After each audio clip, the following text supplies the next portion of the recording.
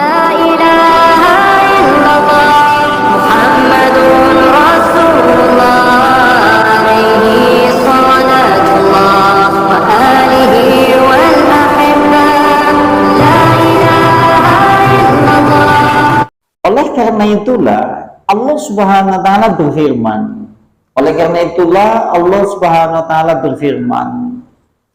Di dalam ayat itu suratnya surat Al-Mu'minun ayatnya ayat 57. Nanti panjenengan bisa lihat surat Al-Mu'minun ayat 57. Al-Mu'minun berarti surat 40. Surat 23. Surat 40 kan Al-Mu'min. Ya, ghafir lah. Ya. 23 ya. Sampai bermacet pinter-pinter kok. Masya Allah ya, kita kelingan kok ya. Allah Subhanahu wa taala berfirman dalam surat Al-Mu'minun ayat 57. Innal ladzina hum man khasyati rabbihim musyrikuna. Sungguhnya orang-orang yang adalah termasuk orang yang berhati-hati adalah termasuk sesungguhnya orang-orang yang mereka berhati-hati kepada Allah Subhanahu wa taala adalah orang yang senantiasa takut kepada Allah. Takut kepada Allah di antaranya adalah takut kepada neraka. Wong sing ati-ati. Berarti termasuk takut kepada Allah di antaranya adalah takut kepada neraka. Oleh karena itulah Allah berfirman demikian. Disebutkan di dalam kitab, fannaru, neraka itu kan isinya api. Maka penaruh api neraka itu adalah nadabulu jenis azab Allah. Sekalipun nanti kalau seandainya kita lihat di dalam pembahasan setelahnya azab di dalam neraka itu bermacam-macam, bukan hanya jenisnya cuma dibakar di api, bukan, tapi beraneka macam dengan segala macam jenis ragam penyiksaan di dalamnya. Nah, adapun neraka api itu adalah wujudnya azab dari Allah. Pada yang bagi maka seyogianya tidak ada seorang pun yang diperbolehkan untuk menyiksa kepada manusia lainnya atau menyiksa hewan dengan api. Sampai mulanya merudi nek mateni kewan, nyiksa kewan kan digeni, karena geni kuwi azab Allah. Sampai dikusah kena ngomong pasangi apa kayak pasangi men melbumbang pasangan begitu kecekel uli 10 sokna kandi terus diubah. Kenapa tidak boleh membakar makhluk itu dengan api? Dan termasuk dari bagian dari membakar dari api, nyiram ledang panas. Kucing orang apa-apa disiram ledang panas melalui sifatnya karena ini adalah jenis dari azab Allah. Pokoknya segala macam jenis yang sifatnya adalah api tidak boleh untuk menyiksa manusia. Sekalipun kayak gini, dalam studi kasus di kalangan sahabat Nabi, kalau kita melihat sejarah Nabi, ada sahabat Nabi yang pernah kemudian menghukum manusia dengan api. Contohnya adalah Ali bin Abi Thalib. Ali bin Abi Thalib itu pernah menangkap 1000 orang yang notabene itu bermanhaj keluar dari akidah yang telah ditetapkan oleh Allah dan Rasulnya, dari kelompok orang-orang yang memang keluar dari manhaj ajaran dari Rasulullah, dari ajaran Al-Quran, dan termasuk orang-orang sesat. Pada saat itu ditangkap sejumlah itu lebih dari 1000 oleh Ali bin Abi Thalib, dibakar. Dan hal itu diingkari oleh Ibnu Abbas. Oleh Ibnu Abbas diingkari. Ini kan masya Allah ya, saya coba. Padahal oleh hadis Rasulullah diterangkan tidak boleh betul-betul seperti itu. Nah, tetapi itu adalah sahabat Nabi.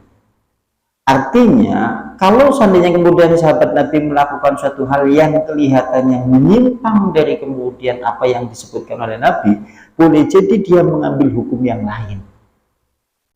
Karena memang mereka itu yang dihukum oleh kemudian Ali bin Abi Thalib adalah orang-orang yang menuhankan Ali bin Abi Thalib. Karena gampangannya wis banget keterlaluannya gune menyimpang sampai menuhankan manusia. Pada saat itu seperti itu. Ya, sekalipun secara hukum mendasar, maka tidak boleh membunuh apa saja, menyiksa apa saja dengan api, kecuali kisos. Contoh, dengan suatu saat di negara-negara konflik misal, ada tentara kafir yang membunuh orang Islam, kemudian ditangkap, dikalungi ban, kemudian dibakar. Nah, panjenengan suatu saat tangkap mereka gantian dibakar, itu boleh. Karena jenengan ini hukum kisos. Kalau itu boleh. Kalau yang tidak kisos dan tidak lain itu tidak boleh. Sampai berarti belum menjadi satu perhatian, berarti tidak boleh membunuh apa saja, menyiksa apa saja dengan api. Sampai ketemu ulana umah aja dicekel sok nanggon wadah plastik ubung rudi. Ia mending dipateni baik. Bahkan kalau Nabi kan yang membunuh hewan cukup membunuh dengan sekali 2 pukul sing langsung mati. Aja ndak segepeng digepeng-gepeng terus gitu. Jadi malah keyakinan nang wong masyarakat tetek apa ndase gatuk kang dipundute jirane urip niku ulane siapa? Ya kan udah kayak gue lah, pokoknya mengatakan di Nabi yang kanan udah kayak gue, gitu kan. Oleh karena itulah, waqad jaa an-nuha, waqad jaa an-naha, sungguh telah datang pelarangan dari hal itu. Di mana Rasulullah Sallallahu Alaihi Wasallam bersabda, la tu'adzibu, kata Rasulullah, jangan kalian semuanya itu menyiksa ataupun membunuh makhluk lainnya dengan azab Allah, maksudnya itu dengan api. Kadang-kadang kan ya geding banget sawah dipangani tikus poe, wah tikus kumpulan dikepi obong ambidamen ya lalu gitu, nggak boleh dalam Islam itu seperti itu. Ya adapun agama lain ya terserah ya, agama itu kan agama keyakinan lain, ada di antara mereka yang wis mati diobong ya terserah dia, itu agama lain, tidak dibicarakan oleh kita. Itu seperti itu, intinya seperti itu. Ini hadis atau pembicaraan bab yang menyebutkan takutnya yaitu malaikat tatkala Allah menciptakan neraka. Dan berikutnya bab maja'a fil buka'i inda dzikrinnar wal khaufu minha. Bab yang menjelaskan tentang menangis tatkala ingat kepada neraka, takut kepada neraka. Kemudian dari bab ini mengawali disebutkan oleh Ibnu Wahab dari Zaid bin Aslam. Qala berkata, ja'a Jibrilu ila Nabi ma'ahu Israfil. Datang kepada Nabi malaikat Jibril bersama malaikat Israfil. Malaikat Israfil malaikat apa? Malaikat yang bertugas meniup sangkakala. Ya, malaikat kan yang sudah banyak diketahui oleh kita semuanya kan, diantaranya Jibril, Mikail, Israfil, kemudian Ridwan, Malik, Zabaniyah, malaikat rahmat, malaikat maut. Adapun penyebutan malaikat Israel ini tidak disebutkan dalam hadis. Nah, tatkala kemudian Jibril datang kepada Nabi bersama Israfil, ini bersama Israfil. Fasallama, lantas kedua malaikat itu memberikan salam kepada Nabi. Assalamualaikum kepada Nabi. Lantas kemudian wa ida Israfil, maka tiba-tiba malaikat Israfil dia menundukkan kepalanya, berubah raut wajahnya. Malaikat Israfil tapi dilihat oleh Nabi itu nampak roman mukanya itu berubah. Dan dia tampak tunduk, menundukkan kepala seperti ini. Faqala Nabi, lantas kemudian Nabi berkata kepada Jibril, ya Jibril, wahai Jibril, ma li'ara Israfila mungkisu tarfi. Wahai Jibril, mengapa pula aku melihat malaikat Israfil itu menundukkan kepalanya, sehingga kemudian aku melihat pula berubah roman wajahnya. Kata Rasulullah kepada Jibril seperti itu. Nah, apa sih Jibril, malaikat Israfil kok deleng niki nanya kok kaya dheweke tunduk kaya rasa wedi, kemudian berubah wajahnya. Lantas dijawab oleh malaikat Jibril, Sungguh sekilas tadi, tatkala kami berdua bersama malaikat Israfil turun dari langit menuju ke bumi. Sekilas kemudian kami melihat neraka. Berarti asar ini menunjukkan neraka berada di langit. Nanti sekalipun kayak gini, nanti ada bab yang membicarakan letak neraka itu di mana. Sampai kita tahu neraka nanti. Pokoknya percaya nang dibayar ya. Sekalipun gini, sekalipun tidak ada hadis yang sahih yang membicarakan masalah letak neraka di mana, tapi oleh ulama disinggung. Karena nanti ada beda-beda. Ada yang menyebutkan neraka itu di bawah lapis bumi yang ketujuh. Ada ulama yang menyebutkan neraka di bawah laut. Ada yang mengatakan neraka kemudian di langit. Wallahu a'lam bishawab. Masing-masing anak dauman hadise. Sebenarnya orang yang berpendapat yaitu neraka itu di bawah laut kena jenengan lihat firman Allah. Idzal bihar sujira. Tatkala lautan dipanaskan. Lautan dipanaskan. Ke diumpam makna kayak panci wadah banyu. Terus gede-gede reding ini dipanaskan. Kira-kira lautnya satu. Oleh karena alasan itulah mereka berpendapat neraka di bawah laut. Dengan bawah lautnya sepira kurang ngerti. Sehingga pendapat ulama ini. Nah, tapi ini tidak dibicarakan nanti kita bicarakan di bab terkait masalah letak neraka dan letak surga, pembicaraan masalah itu. Nah, di sini merupakan asar yang menunjukkan berarti neraka berada di sana.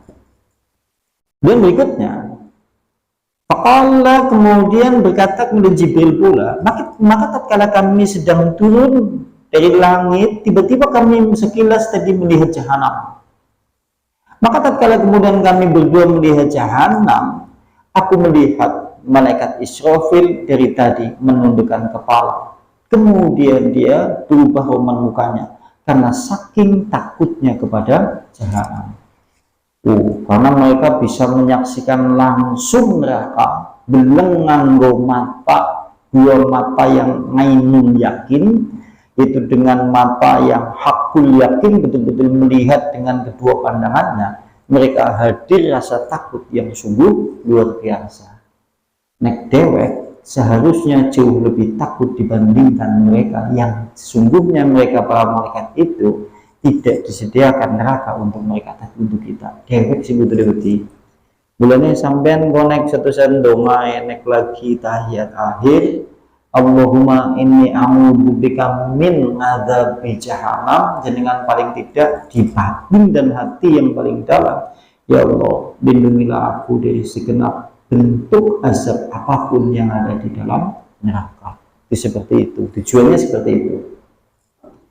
Nah, ini yang pertama di bab ini. Yang kedua dari Ibnu Mubarak. Kami menyandarkan kepada Ibnu Mubarak. Allah berkata Ibnu Mubarak, Ahbarona telah memberitahu kepada kami Muhammad bin Mutarif, dan dia dari perawi yang sikoh. Sikoh berarti perawi yang dipercaya.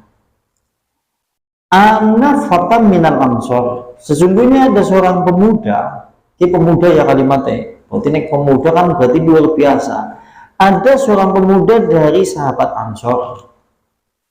Lantas, kalau suatu saat kemudian dia ingat neraka, maka laki-laki pemuda itu sangatlah takut. Jadi anak pemuda Ansor apabila kemudian rasa takut itu hadir mengingat neraka, tatkala ingatan neraka itu hadir di hati dia, maka dia merasa sangat takut. Sampai ngerasa banget bedini kambing neraka, bedini kayak apa ya? Banget bedini dek, bedi kayak orang bedi kayak gitu ya. Bedini dek kan kayak mana ya, bedi kayak orang bedi gitu, bedi kayak orang bedi. Dek kan bedini itu ya, soalnya mungkin ya belum boleh jadi bilang secara mata kepala telanjang sih ya. Esi dengan bahasa keimanan. Keimanan kan berarti sesuatu yang kita yakini dan itu tidak tampak dengan kedua pandangan. Ketika kita berbicara iman kan sesuatu yang tidak tampak dengan pandangan, keyakinan yang ada di dalam hati. Jadi kayak seolah-olah kayak wedi kayak orang. Jangan pernah bertanya tidak. tatkala kita murni berbuat dosa, keyakinan kita takut kepada neraka nanti. Derek nek lagi kalau dosa temenan sengaja dengan kesadaran ketakutan kita kepada neraka kisuk nanti janjane kan pada seolah-olah lah gampang nah kabeh kan ini ya kan seakan-akan gitu kita gitu takutnya kayak wedi nengko nek wis menginjak usia sepuh kesadaran semakin meningkat mendekati kematian mungkin boleh jadi semakin meningkat rasa takutnya kepada neraka. Tapi nek kayak gini susah. Wedine kayak orang wedi. Kepengin surga, kepengin ya kayak orang kepengin. Ya kok. Kepengin ya kepengin gitu. Kepengin. Dan berikutnya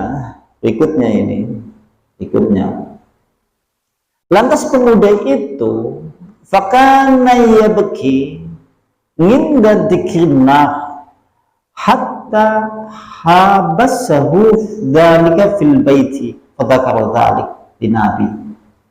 Laki-laki itu yaitu pemuda Ansor itu senantiasa menangis kalau ingat neraka. Jadi kayak nangis terus nek ingat neraka. Karena hadis Nabi la yalli jannah rajulun baka min husyatillah tidak akan dimasukkan ke dalam neraka. Tidak dimasukkan ke dalam neraka. Orang yang menangis karena kepada Allah, karena takut kepada Allah Subhanahu wa taala. Sampai menangis sepisan, ki ora bakal dilebokna neraka. Ki hitung-hitungan kok. Hitung-hitungannya gini. Amalan kita yang mengantarkan kita benar kepada neraka 12 misal. Jenengan nangis ping 12 impas. Iya, tapi jenengan 12 mewajibkan jenengan neraka. Tapi jenengan nangis emang Allah 20 si jujur loro berarti sampai orang neraka. Itu maksudnya mulai sing sering-sering nangis kepada Allah nggo ngimbangi amalan-amalan dewek sing kira-kira bisa memungkinkan langsung neraka. Contohnya kayak hadis sing langsung neraka kan anak hadis yang populer orang yang disuap dan yang menyuap di neraka.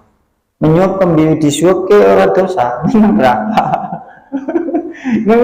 Yuk artinya gini, kenapa di situ tidak disebutkan dosa? Karena pelakunya gampangannya langsung di neraka.